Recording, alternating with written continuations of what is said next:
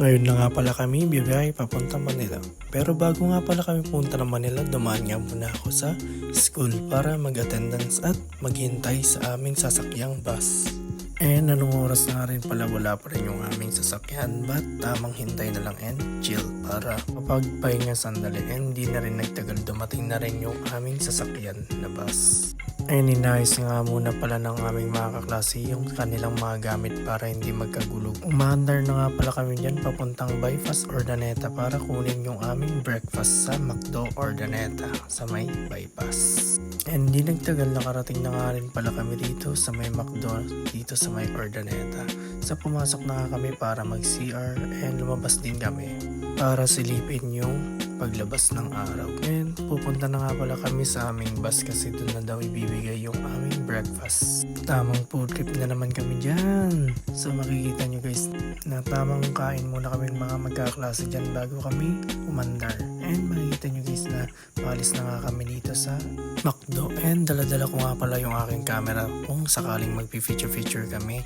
And tamang upo na lang kami at tamang kinig na lang sa aming tour guide.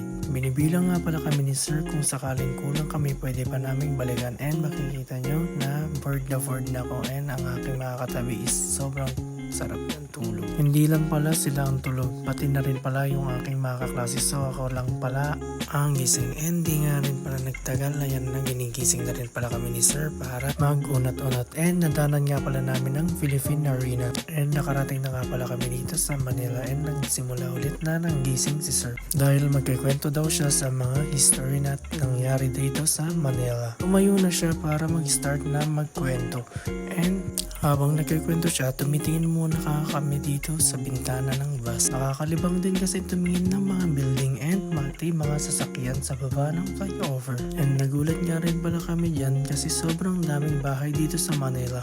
And pagbaba pa lang namin ng Skyway, tumambad agad sa amin ang mga nakaparadang yate. And malapit nga pala ang kampo ng Philippine Coast Guard dito sa pupuntahan naming hotel.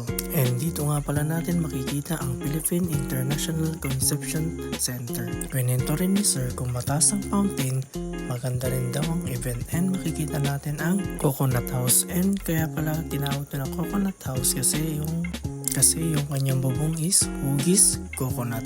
And nakarating na nga pala kami dito sa hotel. Binababa na lang pala yung aming luggage para ipamoy sa kanilang canine dog.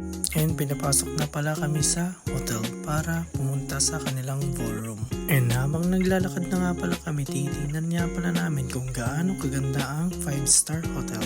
Palabas na nga rin pala kami dyan para pumunta sa kanilang ballroom. So paglabas pa lang kami ng paglabas dyan, makikita nyo agad sobrang ganda ng garden and swimming pool. And hindi ko na rin pala napakita yung swimming pool kasi nagmamadali na rin kami. And nakapasok na nga pala kami sa hotel. Nagulat kami, sobrang ganda pala ng hotel. And pinapasok na nga pala kami sa mismong ballroom ng hotel. So pagpasok pa lang namin ng nagulat kami. Sobrang ganda pala ng hotel at ang kanilang ballroom. And lumabas nga pala muna kami dito sa ballroom para maglibot-libot and nakita namin ang coffee shop. And punong-puno nga pala ng salamin ang kanilang wall and outfit check. Sheesh! And pumasok na nga pala ulit kami sa ballroom ng hotel para makinig sa kanilang i-discuss. Hindi nagtagal, pinakuha na rin pala kami ng aming kakaining lunch. And tumayo na nga pala kami dyan para pumunta sa aming room. Pagpasok pa lang namin sa room, tinignan agad namin ang view dito sa hotel. And pumasok nga pala kami dito sa sports bar ng hotel para maglibot-libot and magtingin-tingin ng pwedeng laruin dito sa bar. Grabe ang tuwa ng aking kaklase nung nakita niya na mayroon palang bilyaran dito sa loob ng sports bar. And dito ko na pala pinuputol ang aking vlog. Thank you for watching!